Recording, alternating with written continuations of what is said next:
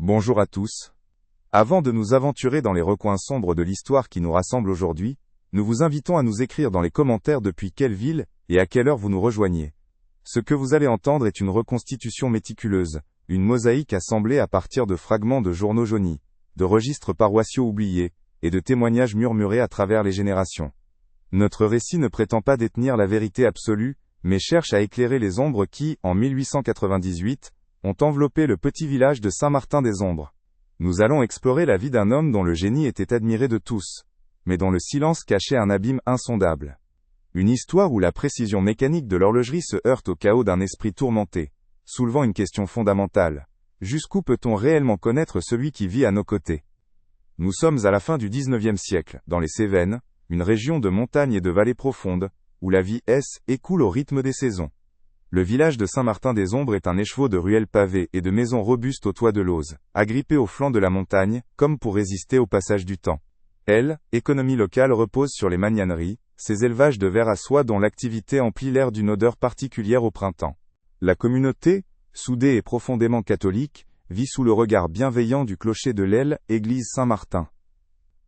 Les nouvelles et les rumeurs naissent et meurent sur la place du marché, tandis que le Pont-Vieux voit passer les rares étrangers. C'est une société fermée, méfiante, où chaque visage est connu, et chaque histoire partagée. Les archives du journal régional, le Courrier du Midi, dépeignent une tranquillité presque immuable. Mais comment une paix si solidement établie, a-t-elle pu ignorer la dissonance qui grandissait en son cœur ? Au centre de cette communauté vivait Célestin Perrault, un horloger d'environ 45 ans dont le talent confinait au prodige. Atteint d'achondroplasie, sa petite stature et sa nature recluse étaient perçues comme l'excentricité d'un artiste entièrement dévoué à son art. Il habitait seul dans la modeste maison qui lui servait aussi d'atelier, héritage de son maître qui l'avait recueilli orphelin. En public, Célestin était un homme de peu de mots, son regard fuyant systématiquement celui des autres. Pourtant, des témoignages consignés bien plus tard, rapportent des scènes étranges. Des voisins l'auraient aperçu, à travers la fenêtre de son atelier, s'animer seul, gesticulant et marmonnant, face à un mur vide, comme s'il tenait une conversation passionnée. Ces moments de fièvre alternaient avec de longues périodes d'un calme absolu, où le seul son qui cesse, échappait de sa demeure, était le tic-tac régulier des mécanismes qu'il assemblait avec une précision obsessionnelle. Derrière la façade de l'artisan respecté se dissimulait une réalité effroyable, une dualité que nul n'aurait pu soupçonner. L'homme qui donnait vie à des automates délicats et réparait le temps pour les autres, était lui-même le théâtre d'un conflit intérieur dévastateur. Dans le silence de son atelier, le son familier des horloges se mêlait à des voix impérieuses que lui seul entendait. Selon des notes retrouvées dans le carnet d'un médecin de l'époque, ces voix n'étaient pas de simples hallucinations, elles lui dictaient un ordre terrible, une mission sacrée. Elles exigeaient des sacrifices pour maintenir l'équilibre fragile du monde, pour corriger les dissonances de la création. Célestin Perrault n'était pas seulement un horloger. Dans son esprit, il était le gardien d'une mécanique cosmique bien plus vaste. Mais quel était le prix de cette harmonie invisible qu'il cherchait à préserver ? En cette fin de XIXe siècle, le village de Saint-Martin-des-Ombres est bien plus qu'une simple localité des Cévennes. C'est une forteresse de pierre et de silence, érigée contre les assauts du temps et du monde extérieur. Ses ruelles pavées, si étroites que deux charrettes peinent à s'y croiser, serpentent entre des maisons robustes au toit de lauze, pressées les unes contre les autres, comme pour se protéger du vent glacial qui descend des montagnes. La vie y est rythmée par des traditions ancestrales, dictées par les saisons et la liturgie. Les registres paroissiaux de l'époque, tenus avec une rigueur méticuleuse par le curé Michel, décrivent une communauté où chaque naissance, chaque mariage et chaque décès est un événement public, scruté et commenté par tous. Dans cet univers clos, l'anonymat est un luxe inconnu, et chaque visage cache une histoire que chacun croit connaître par cœur. Économie locale, fragile mais tenace, repose presque entièrement sur les magnaneries. Au printemps, l'odeur âcre des feuilles de mûrier et le bruissement incessant des vers à soie emplissent l'air, une activité qui occupe la quasi-totalité des familles. Ce labeur partagé soude la communauté, créant une interdépendance qui est à la fois sa force et sa faiblesse. Au centre de tout, église Saint-Martin impose sa présence massive, son clocher servant de repère immuable. Ces cloches ne marquent pas seulement les heures de la prière, mais scandent les moments clés de l'existence collective, de l'angélus du matin au glas funèbre. C'est sous ce regard de pierre, dans cette atmosphère imprégnée de catholicisme et de labeur, que les âmes sont façonnées, polies par la foi et la méfiance envers tout ce qui sort de l'ordinaire. Le cœur battant du village est sans conteste la place du marché. C'est ici, à l'ombre des platanes centenaires, que les nouvelles naissent, se transforment et meurent. Les commérages y vont bon train, murmurer derrière les étals de légumes ou échanger à voix basse près de la fontaine. Un regard de travers, une absence inhabituelle, un mot déplacé. Rien, échappe au tribunal informel de la place publique. C'est un théâtre social où chaque habitant joue un rôle bien défini, et où toute déviation du scénario est immédiatement sanctionnée par le poids du jugement collectif. Les articles du journal régional, Le Courrier du Midi, ne reflètent qu'une version aseptisée de cette réalité, rapportant les foires et les fêtes religieuses, mais taisant les tensions souterraines et les secrets qui se transmettent de bouche à oreille, loin des rotatives. Aux abords du village, le Pont-Vieux enjambe la rivière Gardon, marquant une frontière symbolique entre le monde civilisé de Saint-Martin et les terres sauvages au-delà. C'est près de ce pont que les familles de vanniers itinérants, souvent qualifiées avec dédain de bohémiens, installent parfois leur campement précaire.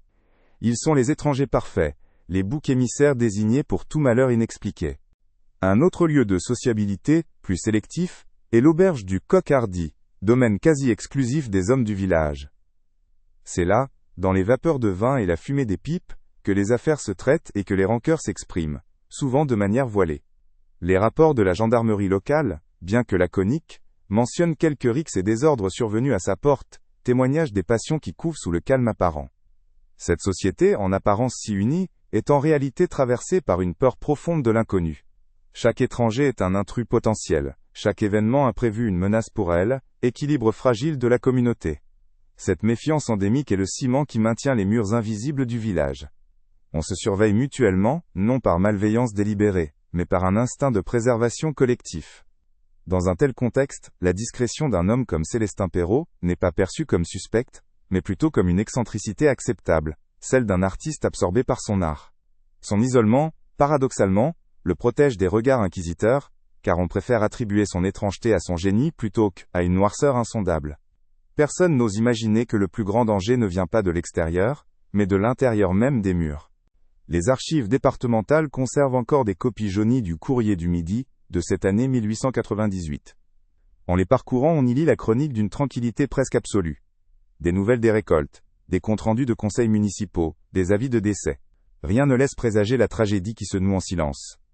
C'est précisément cette normalité de façade qui rend l'histoire si troublante. La communauté, obnubilée par les menaces extérieures et les petites querelles intestines, est devenue aveugle à la dissonance qui grandissait en son sein.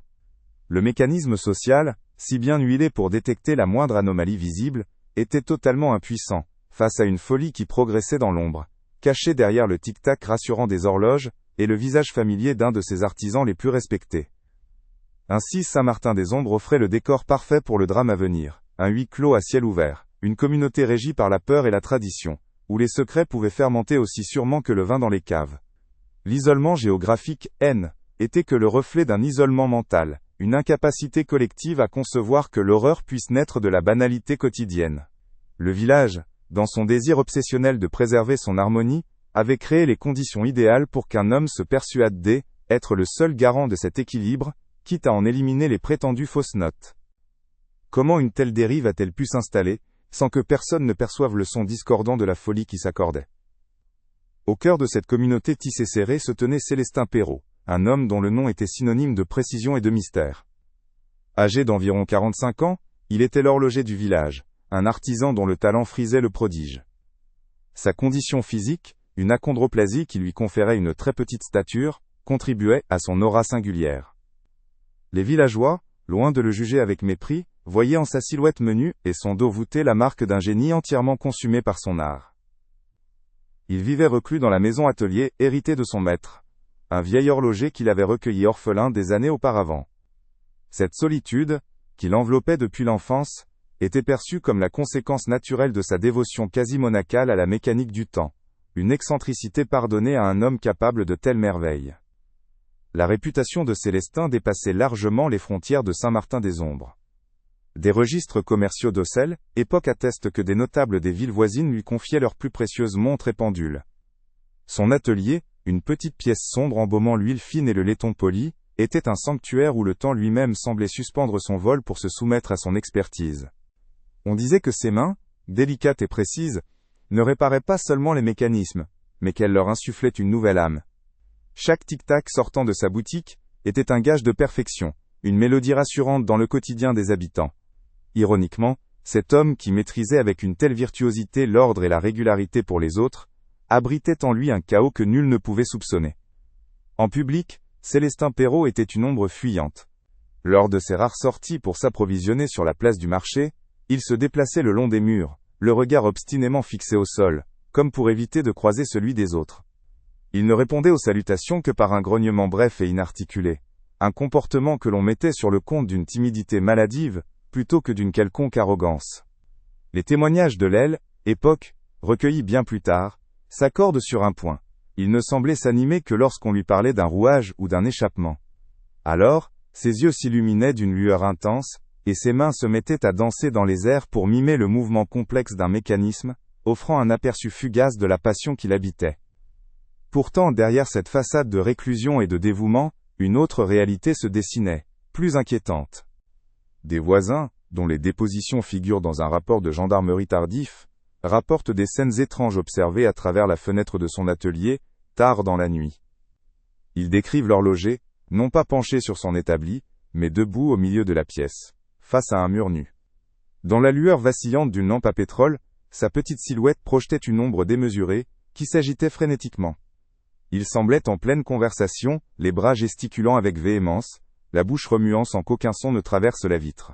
Pour les rares témoins de ces scènes, ce N était là qu'une autre facette de son excentricité, le dialogue solitaire d'un artiste avec ses créations imaginaires. Ces monologues silencieux N étaient pas de simples rêveries. Les observations rapportées décrivent une véritable interaction, une discussion passionnée, avec un interlocuteur invisible. Célestin hochait la tête, fronçait les sourcils, semblait écouter attentivement une réponse avant de repartir dans une tirade animée. Parfois son visage exprimait la colère, d'autres fois une sorte d'extase soumise. À qui s'adressait-il avec une telle ferveur dans le secret de son atelier? Était-ce une prière adressée à un Dieu personnel et exigeant, le fantôme de son ancien maître, ou quelque chose de bien plus obscur? Ces questions ne traversaient alors l'esprit de personne. La communauté préférait l'image rassurante du génie inoffensif, ignorant que ces conversations fantômes étaient les répétitions d'un drame bien réel qui se préparait dans l'ombre. Le comportement de l'horloger suivait un cycle déroutant, une oscillation entre deux extrêmes. Ces phases d'agitation nocturne, où il semblait possédé par une énergie débordante, alternaient avec de longues périodes d'un calme presque absolu, une immobilité totale. Durant ces moments, qui pouvaient durer plusieurs jours, il ne quittait plus son établi. Les volets de l'atelier restaient clos, et la seule preuve de sa présence était le son faible mais continu du tic-tac des mécanismes en cours de réparation. Le village interprétait ces retraites comme des périodes de concentration intense, nécessaires à la réalisation de ces chefs-œuvre. Personne n'y voyait le reflux d'une marée intérieure, le silence qui suit la tempête, où l'homme se soumettait aux ordres reçus de ses voix. Son rapport aux objets qu'il réparait dépassait la simple relation technique. Des clients ont plus tard raconté, avec un frisson rétrospectif, la manière presque rituelle dont il prenait possession d'une montre. Il ne l'examinait pas immédiatement. Il la tenait dans le creux de sa main, la portait à son oreille, fermant les yeux comme un devin écoutant les secrets d'un coquillage. Il semblait chercher à percevoir autre chose que le rythme du balancier, comme s'il tentait de capter les vibrations de la vie de son propriétaire, ses peines, ses fautes. Dans le carnet du docteur Renaud, une note énigmatique mentionne une conversation où Célestin aurait affirmé pouvoir entendre les dissonances de l'eau par vos lames, dans le cliquetis d'un mécanisme usé. Une confession qui, à l'époque époque, fut classée comme une simple métaphore poétique. L'isolement de Célestin Perrot était total, presque absolu. Hormis les interactions strictement professionnelles, il n'entretenait aucun lien social. Il n'avait pas de famille connue, pas d'amis qui franchissaient le seuil de sa porte. Le souvenir de son maître, son unique figure paternelle, était estompé avec le temps, ne laissant derrière lui que l'héritage d'un savoir-faire et d'une solitude profonde. Cette absence totale d'attache personnelle le rendait insaisissable. Il était une pièce centrale de la vie du village, celui qui rythmait le temps de tous, mais personne ne pouvait prétendre connaître l'homme derrière l'artisan. Cette solitude, que l'on croyait choisie, était en réalité une cage, un espace vide, où les murmures qu'il entendait pouvaient résonner sans aucune contradiction, jusqu'à devenir sa seule et unique compagnie. Ainsi se dessinait le portrait complexe de Célestin Perrot, une figure de dualité parfaite.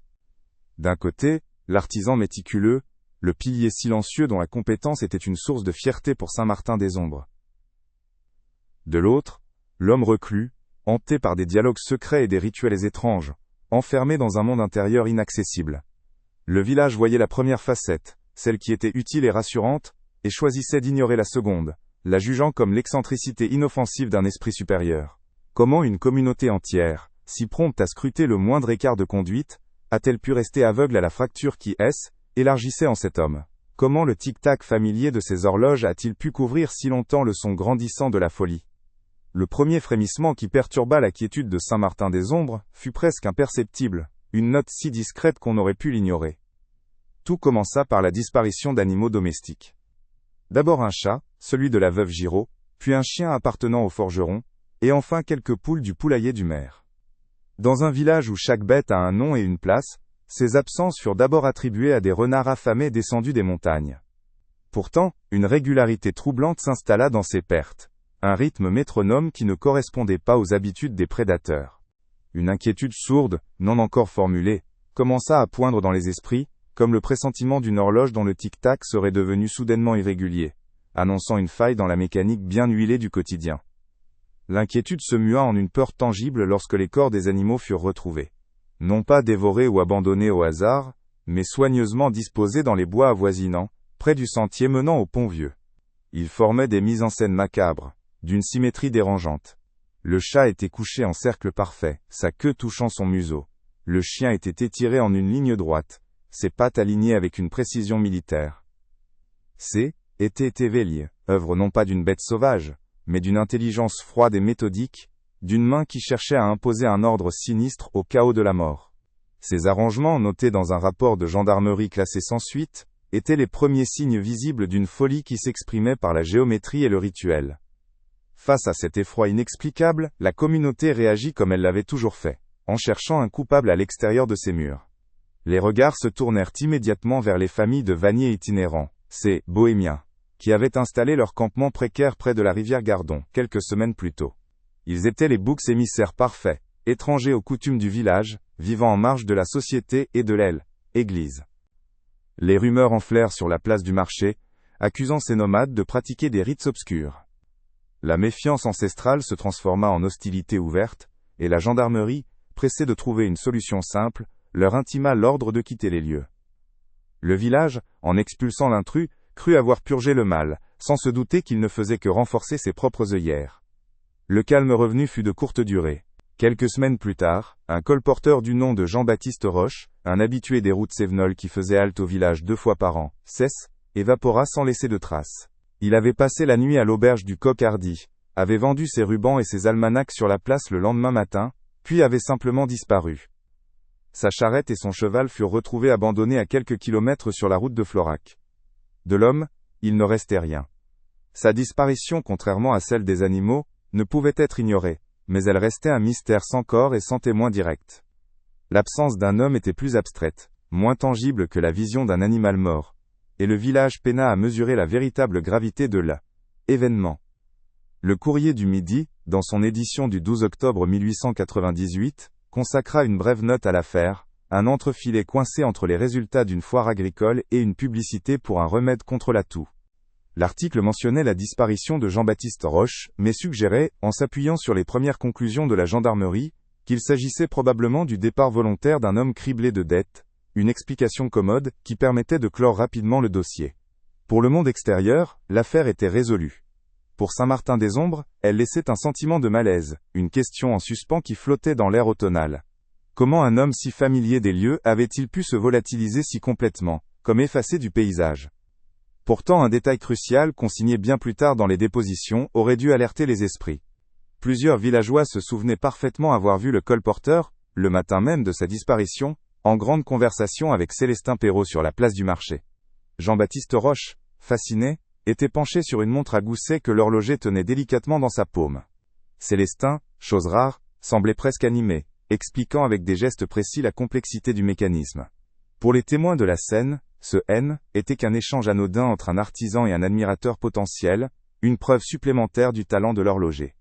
Personne n'imagina que cette leçon de mécanique était peut-être aussi une forme d'évaluation, un jugement rendu par l'homme qui se croyait le maître du temps. Cette dernière image du colporteur, vivant et captivé par la danse des rouages, ne fut d'abord qu'un souvenir parmi d'autres, une anecdote sans importance. La réputation de Célestin Perrault était si solidement établie, son génie si unanimement reconnu, que l'idée même de le lier à un acte criminel était impensable, blasphématoire. Son silence et sa réclusion le protégeaient plus sûrement que n'importe quel alibi. Il était une partie intégrante et immuable du village, comme le clocher de l'église, ou le pont vieux. On ne soupçonne pas un monument. On ne questionne pas un homme dont le talent même est de restaurer l'ordre. L'horloger, dans l'esprit de tous, était celui qui réparait le temps, pas celui qui l'arrêtait. Mais rétrospectivement, les fils commencent à se nouer. La précision quasi-chirurgicale des mises en scène animales ne rappelait-elle pas la méticulosité obsessionnelle avec laquelle Célestin assemblait ses automates? Cet ordre imposé à la mort n'était-il pas le reflet déformé de l'harmonie qu'il recherchait dans chaque tic-tac? Les rumeurs, une fois la peur initiale retombée, commencèrent à changer de nature. On ne parlait plus des bohémiens, mais on chuchotait, à voix basse, à l'auberge ou près de la fontaine.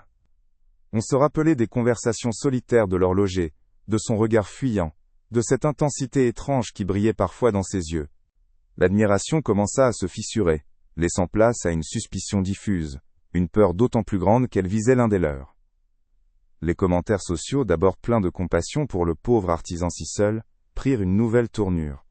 On se remémora des phrases qu'il avait prononcées par le passé, des paroles qui semblaient alors poétiques, mais qui prenaient désormais un sens sinistre.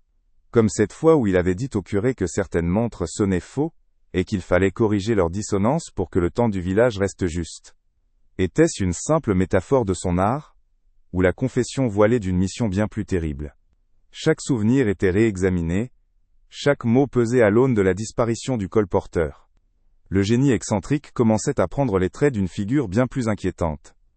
La note laconique du courrier du midi devint, avec le temps, le symbole de l'aveuglement collectif. Un départ volontaire. Ces 3 mots, imprimés noir sur blanc, avaient suffi à rayer un homme de l'existence et à rassurer une communauté qui ne demandait que, à la non pas, être. Mais la vérité, comme un mécanisme complexe, continuait de fonctionner en silence, dans l'ombre de l'atelier de l'horloger. La presse et la gendarmerie avaient fourni une explication simple à un événement complexe, préférant la tranquillité d'une histoire close, à l'inconfort d'un mystère non résolu. Ils avaient sans le savoir offert à l'assassin le plus précieux des cadeaux, le temps et l'indifférence. Ainsi, les premiers signes S étaient accumulés, formant une série de notes discordantes dans la symphonie tranquille de Saint-Martin-des-Ombres. La disparition d'animaux, les rituels macabres, belle, évaporation d'un homme, et au centre de tout, la silhouette discrète de l'horloger, conversant avec un homme qui ne serait plus jamais revu. Était-ce une simple et tragique coïncidence, l'alignement malheureux de circonstances indépendantes?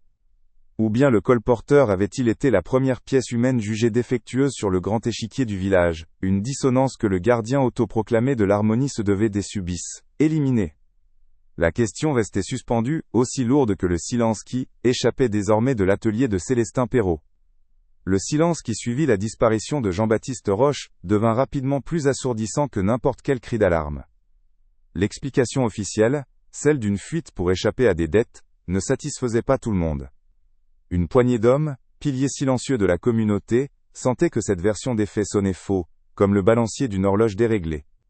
Le curé du village, le père Michel, le brigadier de gendarmerie Dubois, et même l'ombre posthume du docteur Renaud, à travers ses écrits, commencèrent à former les pièces d'une enquête informelle, une mosaïque de souvenirs et de documents qui allait fissurer la façade tranquille de Saint-Martin-des-Ombres. Chacun détenait un fragment de la vérité, une note discordante dans la partition du quotidien. Ils ne le savaient pas encore, mais en assemblant leurs doutes, ils s'apprêtaient à remonter le mécanisme d'une terreur bien plus ancienne et méthodique que ce qu'ils auraient pu imaginer. Le père Michel fut le premier à briser le silence, du moins dans l'intimité de son confessionnal, puis plus tard, dans une déposition consignée pour la postérité. Son âme de pasteur était tourmentée. Il se souvenait avec une clarté douloureuse de ses dernières rencontres avec Célestin Perrault. L'horloger, autrefois si régulier dans sa foi, avait cessé de venir se confesser des mois auparavant. Lors de leur ultime conversation sur le parvis de l'église, Célestin lui avait tenu des propos décousus mais glaçants.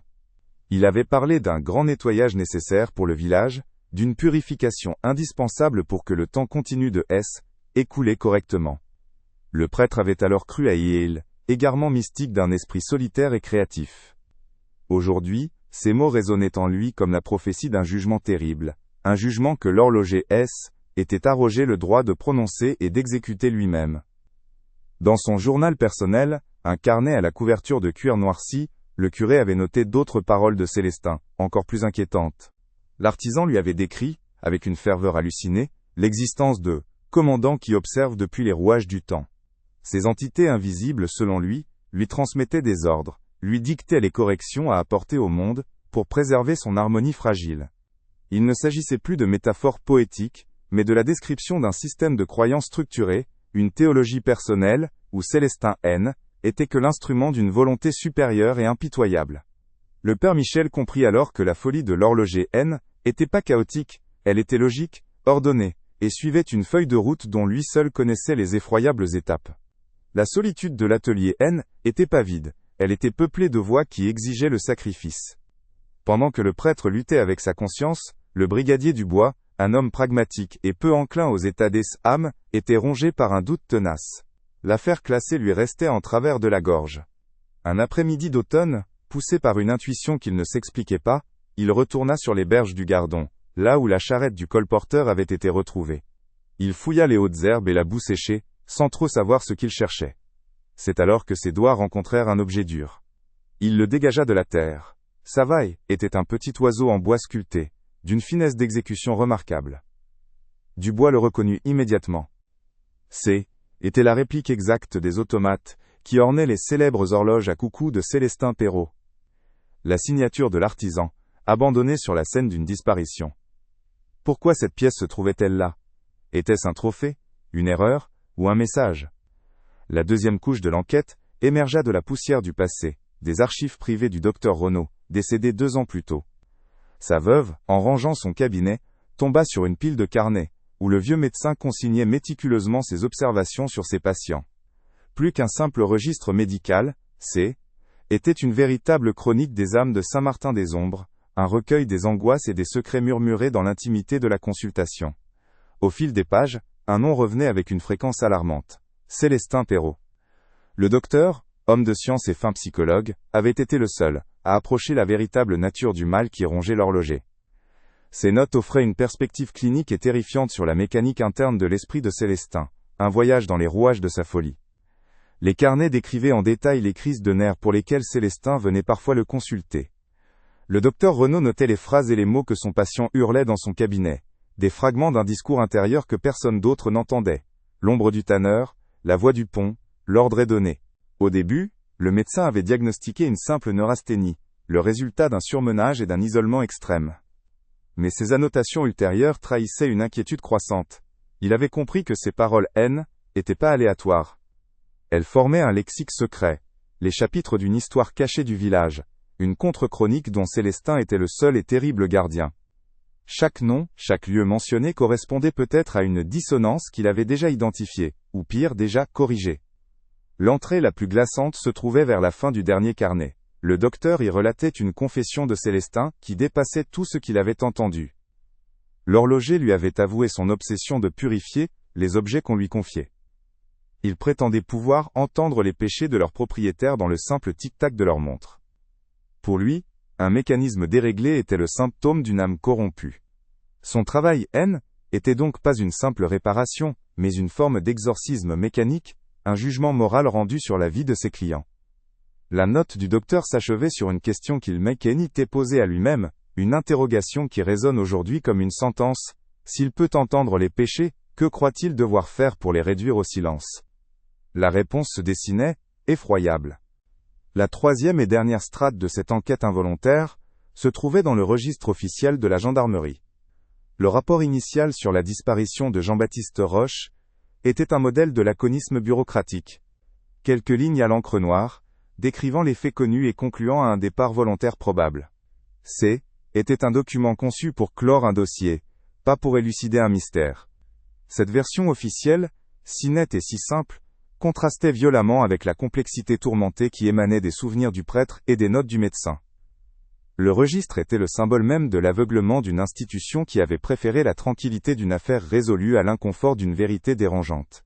Le mal avait pu prospérer à l'ombre de cette indifférence administrative. Pourtant, même dans ce document officiel, une fissure était visible pour qui savait où regarder. Dans la marge de la page, Des semaines après le classement de l'affaire, le brigadier Dubois avait ajouté une note manuscrite, presque illisible.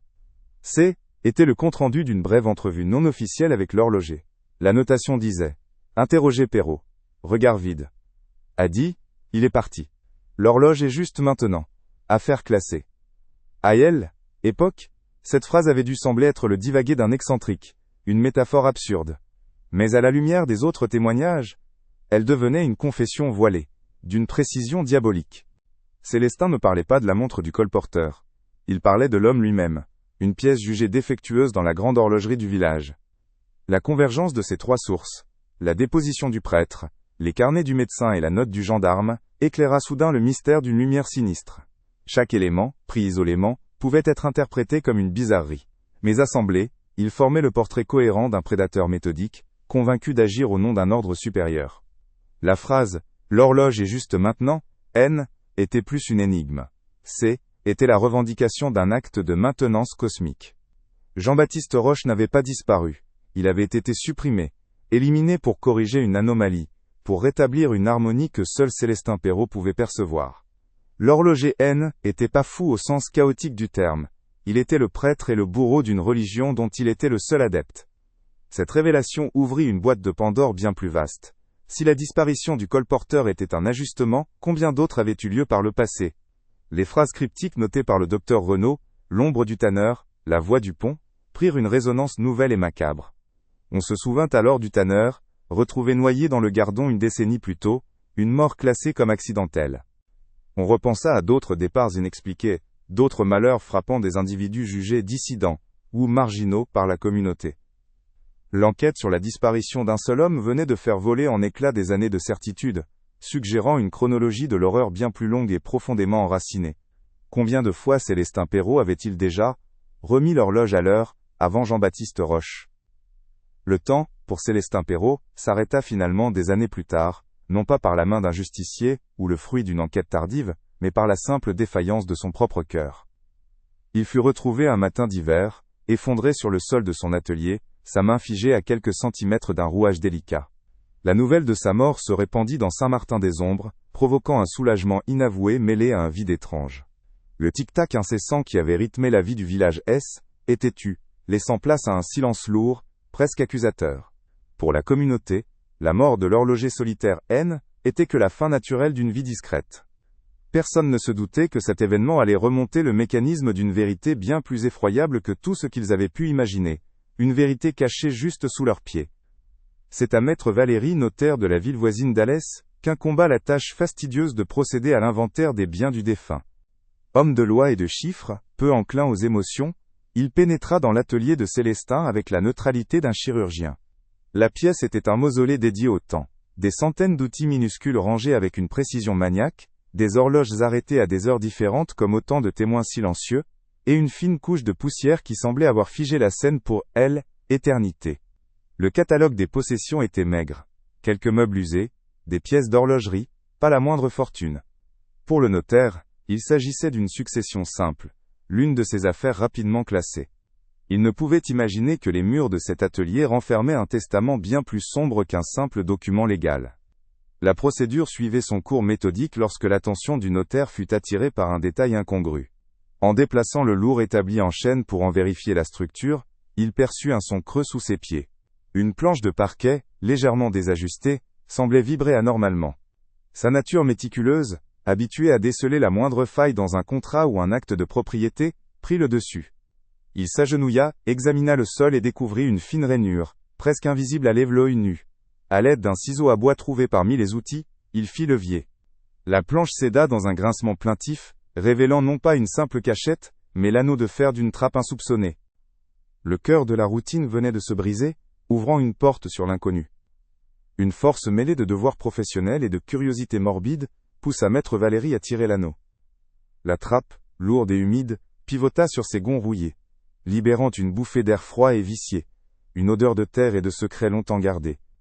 Il alluma la lanterne à pétrole qu'il portait avec lui, et la pencha au-dessus de l'ouverture béante. Une échelle de bois grossière descendait dans les ténèbres. Avec une hésitation qu'il s'efforça de masquer, il entreprit la descente. Chaque barreau qui craquait sous son poids semblait le rapprocher du cœur de l'aile. Énigme Célestin Perrault. La flamme de sa lanterne dansait, projetant des ombres inquiétantes sur les murs de pierre suintants de la cave. Il posa le pied sur le sol battu, s'attendant à trouver des corps ou un trésor caché. La réalité était infiniment plus dérangeante. Ce que la lumière révéla défiait l'entendement. La cave N n'était pas un charnier, mais un sanctuaire. Au centre de la pièce, installée sur une immense table, se trouvait une maquette miniature et parfaite du village de Saint-Martin-des-Ombres. La précision était hallucinante. Chaque ruelle, chaque maison avec son toit de lauze, jusqu'au clocher de l'aile, église et au pont vieux, tout y était, reproduit avec une patience démoniaque. Était, elle, œuvre d'une vie, un projet d'une ambition folle qui dépassait de loin le simple passe-temps d'un artisan. Le notaire, pétrifié, comprit que ce qu'il avait sous les yeux N n'était pas une représentation artistique du village, mais son double, une version contrôlée, un univers où l'horloger était le seul maître. Ce N n'était pas l'aile, œuvre d'un artiste, mais celle d'un geôlier observant sa prison. S'approchant avec une précaution mêlée de terreur, Maître Valéry constata que chaque maison miniature était pourvue de fenêtres et de portes fonctionnelles. Penchant sa lanterne, il aperçut à l'intérieur de minuscules automates à l'effigie des habitants. Il reconnut le maire, le curé, la veuve Giraud, chacun figé dans une pose de son quotidien. Était une population de poupées sous le regard omniscient de son créateur. Puis, son regard fut attiré par un grand livre de contes relié de cuir noir, posé sur un petit pupitre à côté de ce monde en réduction. Une plume et un encrier se trouvaient à côté, comme si leur propriétaire venait de s'absenter un instant. Le notaire sentit un frisson glacial parcourir son échine. Il savait que ce registre contenait la clé de cette folie ordonnée, la légende de cette carte macabre. D'une main tremblante, il ouvrit le livre. Ce N n'était pas un registre de comptes, mais un journal de bord, une chronique de la maintenance du village. Les premières pages consignaient avec une froideur clinique la disparition des animaux, chaque entrée accompagnée de la date, de l'heure et d'une note, dissonance mineure corrigée. Puis, son doigt s'arrêta sur une page qui lui glaça le sang. À la date de la disparition du colporteur, une page entière lui était consacrée. Le nom de Jean-Baptiste Roche y était calligraphié avec une application terrifiante, suivie de la mention laconique. Ordre exécuté. Une dissonance majeure en moins. L'horloge est juste maintenant. À côté de l'inscription posée sur la page, se trouvait l'automate du colporteur, brisé en deux, ses membres désarticulés. Dans le silence glacial de la cave, la vérité éclata avec la violence d'un ressort qui se brise. Les voix que Célestin entendait n'étaient pas le fruit d'un délire chaotique, mais les commandements d'un système organisé, d'une logique interne, implacable. Il n'était pas un artisan tourmenté. Il se percevait comme le grand horloger de la destinée de Saint-Martin-des-Ombres, le gardien divin de son harmonie, chargé d'éliminer les pièces défectueuses. La maquette n'était pas un jeu. Était son échiquier divin, le terrain de ses opérations. Chaque réparation, chaque interaction avait été un acte de surveillance, d'évaluation. L'image du génie excentrique et inoffensif vola en éclats, remplacée par le portrait d'un monstre à la logique pure et terrifiante, un prédateur qui avait caché sa véritable nature derrière le tic-tac rassurant de ses horloges. La découverte de Maître Valéry se propagea dans Saint-Martin-des-Ombres, non pas comme un incendie, mais comme un poison lent et glacial. La nouvelle, murmurée d'abord, puis clamée avec une horreur mêlée de fascination, força chaque habitant à une réévaluation douloureuse de son passé. Chaque souvenir de Célestin Perrault, de sa silhouette voûtée à son regard fuyant, fut disséqué, réinterprété à la lumière de cette monstruosité méthodique. Les gestes de gentillesse, les réparations minutieuses, les silences que l'on prenait pour de la timidité, tout devenait suspect. Chaque interaction passée se transformant en un acte de surveillance potentiel. Le village, autrefois uni par une méfiance envers l'extérieur, se fractura de l'intérieur, rongé par une paranoïa rétrospective. La honte d'avoir côtoyé le mal sans le voir se mêlait à la peur lancinante. Qui d'autre parmi eux cachait un secret aussi terrible? La communauté était plus une forteresse, mais une scène de crime dont les habitants étaient à la fois les témoins et les complices involontaires. Face à l'ampleur de la révélation, les autorités locales furent rapidement dépassées. La gendarmerie d'Alès fut dépêchée sur les lieux, et une enquête criminelle officielle fut ouverte, exhumant des dossiers que l'on croyait clos pour toujours. L'atelier de l'horloger fut scellé, devenant du jour au lendemain un lieu maudit, un mausolée, que les enfants et les adultes n'osaient plus regarder qu'en détournant les yeux. La maquette et le grand livre noir, saisis comme pièces à conviction, devinrent les symboles tangibles d'une folie dont la précision défiait la raison. Les experts examinèrent chaque automate, chaque inscription, tentant de déchiffrer la logique implacable de Célestin. Pour les habitants de Saint-Martin, cette invasion d'uniformes et de magistrats était une seconde violation, une confirmation que leur tranquillité n'avait été qu'une illusion, et que leur village était désormais marqué au fer rouge du crime, son nom à jamais associé à l'artisan silencieux qui avait été son cœur et sa damnation. Le premier coup de théâtre de cette nouvelle enquête vint du témoignage de l'ancien brigadier Dubois, convoqué depuis sa retraite. Face au jeune magistrat instructeur, l'homme, vieilli et courbé par le poids des ans et des regrets, fit une confession qui ébranla les fondations mêmes de la justice locale. Il admit avoir eu de forts soupçons sur Célestin Perrault dès la disparition du colporteur, notamment après la découverte du petit oiseau de bois sculpté près de la rivière. Cependant, il révéla que le maire et le curé de l'Aile, époque l'avaient formellement dissuadé de poursuivre cette piste. Craignant le scandale, l'opprobre qui rejaillirait sur leur paisible communauté, il l'avait convaincu d'adopter la thèse plus commode du départ volontaire. La paix sociale avait été achetée au prix de la vérité, une décision qui avait offert à l'horloger des années de sursis, pour parfaire son œuvre macabre. Cette complicité passive des notables aurait pu rester une simple note de bas de page dans l'histoire, si elle n'avait pas ouvert la voie à une seconde, et bien plus terrible virée narrative. Intrigués par les mentions énigmatiques du registre de Célestin, telles que l'ombre du tanneur, les enquêteurs décidèrent de procéder à des fouilles ciblées. Près des ruines de l'ancienne tannerie, au bord du Gardon, là où un homme était officiellement mort de noyade accidentelle une décennie plus tôt, la terre livra son secret. À 1 mètre de profondeur, les pelles mirent au jour des ossements humains. Parmi les restes, une boucle de ceinture en fer rouillé, et quelques boutons de nacre permirent d'identifier formellement la victime. L'horreur N était plus confinée aux pages d'un journal, ou à une maquette démoniaque. Elle était là, tangible, inscrite dans la terre même du village. Le monstre n'avait pas seulement tué, il avait semé ses victimes dans le paysage familier de Saint-Martin. La découverte des restes du tanneur fit voler en éclats le récit confortable d'un fou agissant seul dans le secret de son atelier. La vérité était bien plus laide et collective. Le silence des autorités de L, époque N, était plus une simple erreur de jugement, mais une complicité active, qui avait permis au sang de continuer à couler. La culpabilité, initialement concentrée sur la figure de Célestin, se propagea comme une onde de choc à toute la communauté. L'obsession du village pour son image, sa réputation et son ordre immuable avaient créé un environnement où la vérité était moins précieuse que la tranquillité. Chaque rumeur étouffée, chaque doute non exprimé, chaque regard détourné face à l'étrangeté de l'horloger devenait une petite pierre ajoutée au mur du silence qui l'avait protégé. Saint-Martin-des-Ombres n'avait pas été la victime d'un monstre, elle avait été sa couveuse. L'enquête se conclut sur ce constat accablant. Les coupables étaient morts, Célestin comme ceux qui l'avaient couvert. La justice des hommes ne pouvait plus rien. L'atelier fut muré, transformé en tombeau scellé, non seulement pour les secrets de l'horloger, mais aussi pour la honte du village.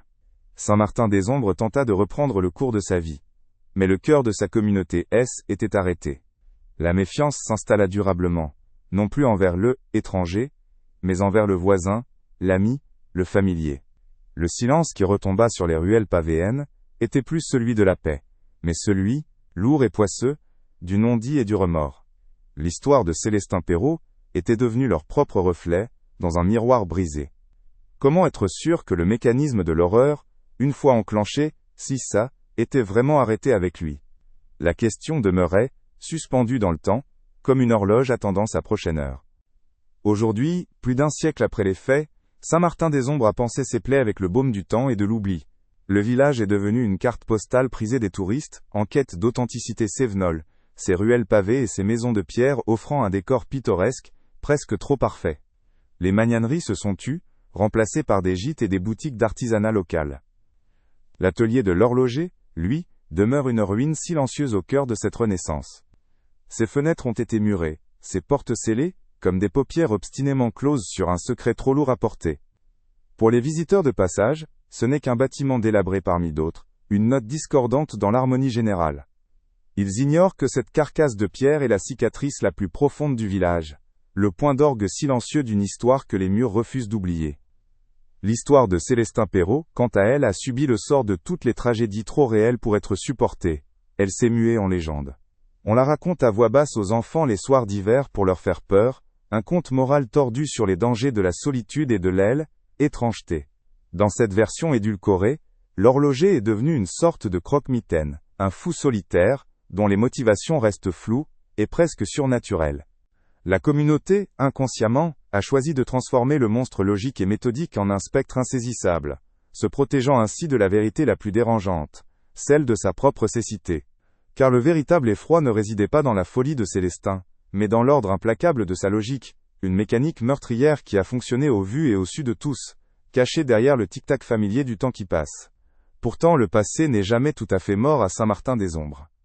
Il subsiste dans les silences, dans les regards fuyants des plus anciens lorsque le nom de Perrault est prononcé. Et parfois les soirs de grand vent quand le Mistral s'engouffre dans les calades et que le village retient son souffle, certains jurent encore entendre quelque chose. Ce n'est pas le carillon rassurant de l'aile, église Saint-Martin, ni le murmure de la rivière Gardon. C'est un son plus faible, plus insidieux, qui semble émaner de la ruine scellée. Un tic-tac à peine perceptible, faible et irrégulier, comme le pouls d'un cœur mécanique qui refuse de mourir. Un rythme dissonant et hésitant, celui d'une horloge qui, depuis bien longtemps, ne devrait plus avoir la force de compter les secondes. Ce son, disent ceux qui l'ont entendu, ne pleure pas le passé, il attend. Il semble égrener les secondes, avec une patience infinie, comme s'il guettait le moment propice, en attendant peut-être qu'une nouvelle dissonance se manifeste au sein de la communauté, qu'un nouvel ordre soit enfin donné. La folie de Célestin Perrault s'est-elle éteinte avec lui, ou haine, était-elle qu'un héritage maudit, une malédiction des rouages transmises par son maître? Ou pire encore, est-ce une présence plus sombre, tapie dans les murs mêmes de l'atelier, qui attend simplement qu'une nouvelle main se pose sur ses mécanismes pour reprendre son œuvre?